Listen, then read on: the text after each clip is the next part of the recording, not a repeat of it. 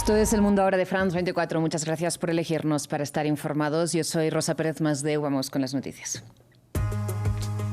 En Venezuela avanza la ley de amnistía. En la primera de dos votaciones, la Asamblea Nacional dio luz verde al texto que aplica a los hechos ocurridos desde la llegada del chavismo al poder, pero excluye a casos de narcotráfico, corrupción o asesinato. Ampliamos desde Caracas. En Cuba, el presidente Miguel Díaz-Canel anunció que su país tiene un plan para defenderse ante las crecientes amenazas de Estados Unidos, pero que está abierto al diálogo con la Casa Blanca si es en posición de igualdad y de respeto a la soberanía. En Abu Dhabi concluyeron las negociaciones entre Rusia y Ucrania mediadas por Estados Unidos con el acuerdo de intercambio de 157 prisioneros de guerra de cada bando.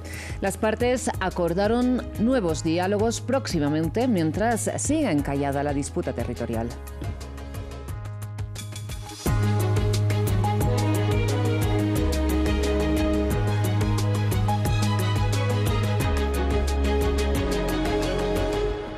Iniciamos con noticias de Venezuela, donde un mes después de la captura de Nicolás Maduro, a manos, como saben, de las fuerzas estadounidenses, la Asamblea Nacional avanza en la tramitación de la ley de amnistía, que aplicaría a los casos considerados políticos desde la llegada del chavismo al poder y excluiría a los implicados en delitos de narcotráfico, corrupción o asesinato, entre otros. La Cámara, de mayoría oficialista, apoyó el texto, al que le queda otra votación al menos para ser aprobado. Desde Caracas nos amplía nuestra corresponsal, Daniela Zambrano. Queda aprobada en primera discusión este proyecto de ley de amnistía que, recordemos, fue presentado por la presidenta encargada, Delcy Rodríguez. Sin embargo, solo se conoció la exposición de motivos, de la que me permito rescatarle. O textual, se reconoce la importancia de no imponer la venganza, la revancha ni el odio, sino de abrir un camino para la reconciliación. Que recordemos que van a quedar excluidos casos relacionados con crímenes de guerra, delitos de lesa humanidad, violaciones graves a derechos humanos, corrupción, tráfico de drogas y homicidio intencional. Es importante destacar que hasta la fecha, al menos la bancada opositora no ha tenido acceso a este proyecto para conocer esos 13 artículos que contempla. Durante el debate tomaron la palabra diputados de distintas bancadas, entre ellos Tomás Guanipa, que aseguraba que esta ley debería tener estándares, garantía de estándares internacionales, para que los que salieran libres tuvieran libertad plena y para los que estuvieran en el exilio pudieran regresar al país, así como también quienes han obtenido recientemente su libertad no estén amarrados, por decirlo de alguna manera, a la espera de un juicio que no comienza o estar una presentación constante ante los tribunales. Desde la bancada del Partido Socialista Unido de Venezuela también aseguraban que esta ley no es sinónimo de debilidad. Y Jorge Rodríguez, presidente del Parlamento, decía además que en este momento están en una encrucijada entre la destrucción y la reconciliación, y aseguraba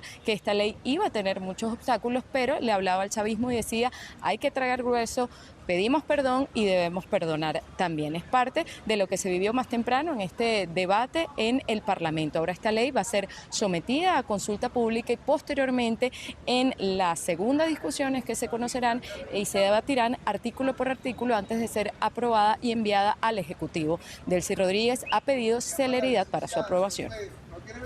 Por otro lado, en Cuba, el presidente Miguel Díaz-Canel se declaró abierto al diálogo con Washington, si es, eso sí, en igualdad de condiciones. Sin embargo, el mandatario aseguró que su gobierno tiene un plan de defensa ante las crecientes amenazas de la administración de Donald Trump, que en los últimos días prometió que la isla textualmente estaba a punto de caer tras anunciar aranceles a los países que envíen petróleo a La Habana. El presidente cubano confirmó que la isla no recibe combustible desde el pasado mes de diciembre. Escuchemos. Acabamos de tener un encuentro en el Consejo de Ministros también para actualizar un plan. En particular, lo que estuvimos viendo en el Consejo de Ministros fue las directivas de gobierno para enfrentar un desabastecimiento agudo de combustible. Cuba está dispuesta a un diálogo con los Estados Unidos, a un diálogo sobre cualquiera de los temas que se quiera debatir o dialogar. ¿Con qué condiciones? Sin presiones. Bajo presiones no se puede dialogar. Sin precondicionamiento. Volviendo al tema de Venezuela, en France 24 conversamos con la canciller colombiana Rosa Villavicencio y le preguntamos si en su reunión en la Casa Blanca el presidente Petro pidió a Donald Trump la liberación de Maduro. La ministra de Exteriores colombiana dijo que no, pero que ambos mandatarios hablaron sobre la cooperación energética. Escuchemos. Sí, por supuesto.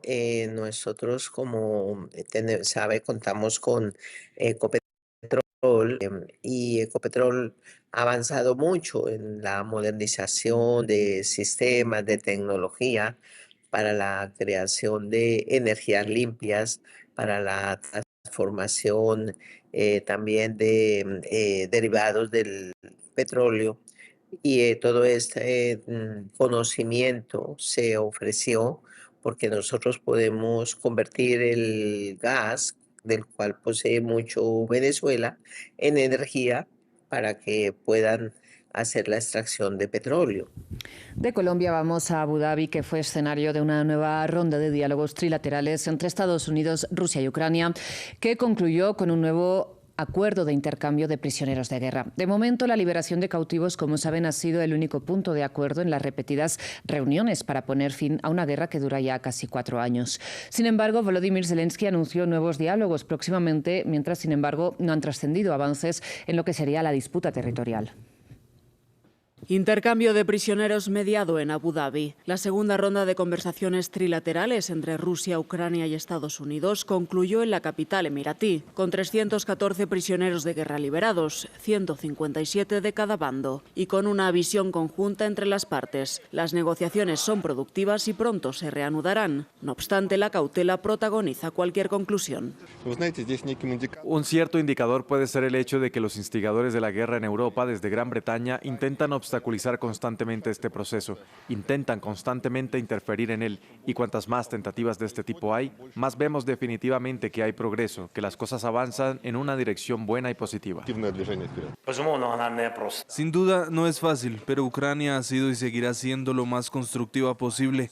Debemos poner fin a esta guerra con garantías de seguridad reales y fiables para Ucrania. Esta es una garantía para toda la región y, lo más importante, Rusia no debe recibir ninguna recompensa por su agresión. En terreno, el primer ministro polaco, Donald Tusk, visitó Kiev el jueves y honró la memoria de los soldados ucranianos caídos. Y desde allí, Volodymyr Zelensky también dijo que esperaban resultados más rápidos. Es importante que el proceso esté en marcha. Queremos resultados más rápidos. Si hay una próxima reunión, eso significa que existe la posibilidad de continuar el diálogo, lo que esperamos profundamente, y que ello conduzca al fin de la guerra. La región oriental de Donetsk es uno de los puntos más conflictivos de la mesa de negociación. Moscú busca una retirada total de las tropas de Kiev, incluso de zonas que no controla, mientras Ucrania ha declarado que el conflicto debe congelarse en las líneas de frente actuales y rechaza cualquier retirada unilateral, al tiempo que quiere el control de la central de Zaporilla, ubicada en un área de dominio ruso. Bien, y en este contexto precisamente expiró este jueves el acuerdo New START, un tratado entre Rusia y Estados Unidos que limitaba hasta ahora el tamaño de los arsenales nucleares de ambos países. Washington insiste en que quiere un marco modernizado. Sin embargo, China, por ejemplo, ha rechazado la petición de Estados Unidos de incluirla en un nuevo pacto. Estas fueron las palabras de la portavoz de la Casa Blanca. El presidente quiere que nuestros expertos nucleares trabajen en un tratado nuevo, mejorado y modernizado que pueda perdurar en el futuro. Y eso es lo que Estados Unidos seguirá discutiendo con los rusos. En otros frentes, Washington y Teherán discrepan hasta ahora incluso en los puntos a tratar este viernes en Omán, donde se reunirán Steve Witkoff y Abbas Araghchi con el telón de fondo del despliegue militar estadounidense en el Golfo Pérsico. Bien, en las últimas horas, el secretario de Estado, Marco Rubio, ha insistido en que los diálogos deben versar no solo sobre la limitación del programa nuclear iraní, sino también del arsenal balístico de la República Islámica. Irán y Estados Unidos se preparan para negociar en Omán. Delegaciones de Washington y Teherán se reunirán este viernes en Muscat con el objetivo de desescalar las tensiones bélicas y negociar con respecto al programa nuclear de la República Islámica. Sin embargo, antes de la charla, el número 2 de la Casa Blanca, J.D. Vance, puso en evidencia las dificultades que hay para negociar con los clérigos chiitas. Quien toma las decisiones en Irán es el líder supremo, el presidente no importa. El ministro de Asuntos Exteriores parece hablar con el líder supremo y esa es principalmente la persona con la que nos hemos comunicado. Pero es un país muy extraño para llevar a cabo relaciones diplomáticas, cuando ni siquiera puedes hablar con la persona que está a cargo del país. Trump puede llamar a Putin, puede llamar a Xi, incluso a países con los que tenemos relaciones muy hostiles. Es extraño que no podamos hablar con los líderes iraníes. Esto dificulta mucho la diplomacia. Mientras tanto, en las calles de Teherán, algunos ciudadanos ven con cierto recelo los diálogos con Washington. Estoy de acuerdo con las negociaciones siempre y cuando beneficien a Irán, no que Estados Unidos nos dicte los términos. Queremos negociaciones en las que todos ganen. Según fuentes del medio libanés Al-Mayadin, cercano al ala política de Hezbollah, el gobierno iraní espera que los diálogos se centren únicamente en su programa nuclear y no en sus capacidades militares. Mientras tanto, Estados Unidos ha informado que buscará limitar el número de misiles balísticos en posesión de las Fuerzas Armadas de la República Islámica, una exigencia que comparte con su aliado Israel, y pedirá a Teherán detener la financiación y apoyo a grupos armados aliados en países como Líbano, Yemen e Irak. Continuamos en Estados Unidos, donde crece la presión contra la directora nacional de inteligencia. Hablamos de Tulsi Gabbard. Y es que legisladores demócratas han pedido una audiencia para que explique su presencia en una operación del FBI que confiscó material electoral en Georgia. Mientras Gabbard enfrenta también la acusación clasificada de un funcionario que asegura que ha usado información de inteligencia con fines políticos. Jesús Yajure nos cuenta más. Tulsi Gabbard en el ojo de una tormenta. La directora nacional de inteligencia de Estados Unidos es objeto de críticas tras su abrupta aparición en una redada del FBI en el condado de Fulton, Georgia, que confiscó material electoral de las elecciones presidenciales en 2020. Legisladores demócratas protestaron la presencia de Gabbard en la operación y pidieron explicaciones. El miércoles, Trump pidió a los republicanos federalizar y tomar el control de las elecciones en al menos 15 estados. La Casa Blanca ha defendido a Gabbard.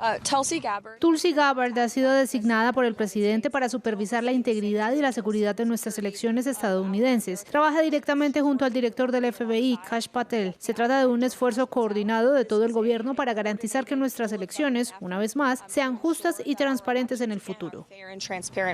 La oficina del director de inteligencia supervisa a 18 agencias y su foco está en amenazas extranjeras. La ley restringe su función al análisis y distribución de inteligencia y le prohíbe participar directamente en operaciones domésticas o de investigación criminal. Un funcionario denunció en mayo a Gabbard en una acusación clasificada de usar información de inteligencia con fines políticos. La denuncia contiene datos y alegatos tan delicados que ha tardado meses en llegar al Congreso, según medios estadounidenses. La divulgación podría causar graves daños a la seguridad nacional, según dijo un funcionario a The Wall Street Journal. El abogado del denunciante acusa a Gabbard de obstaculizar la denuncia.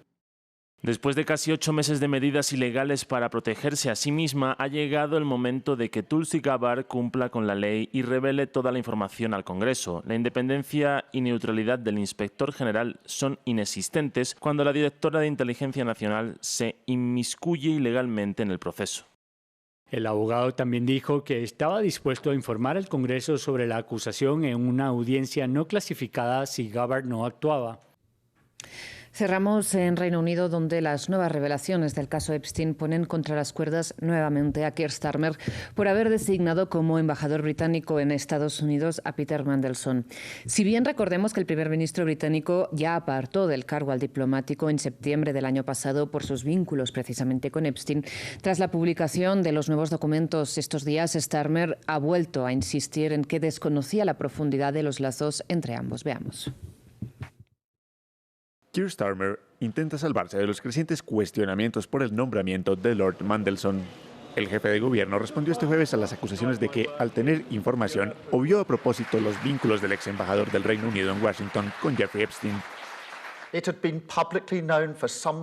En los últimos días han surgido serias acusaciones y pruebas contundentes sobre la conducta de Mandelson, incluyendo su relación con Epstein, un delincuente sexual convicto. Se había sabido públicamente durante algún tiempo que Mandelson conocía a Epstein, pero ninguno de nosotros conocía la profundidad y la oscuridad de esa relación. Lo que ha salido a la luz ha planteado serias preguntas.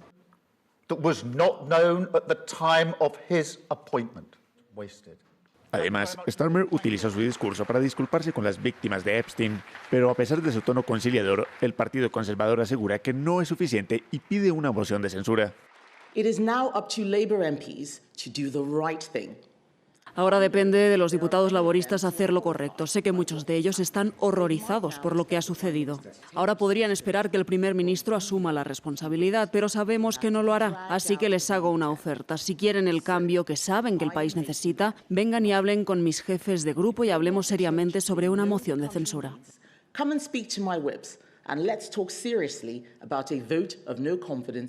El último lote de archivos liberados por el Departamento de Justicia y varias investigaciones periodísticas muestran cuán cerca estaba el veterano legislador británico Peter Mandelson de Jeffrey Epstein, por lo que la lupa está ahora en qué información tenía Keir Starmer a la hora de nombrar a Mandelson en Washington.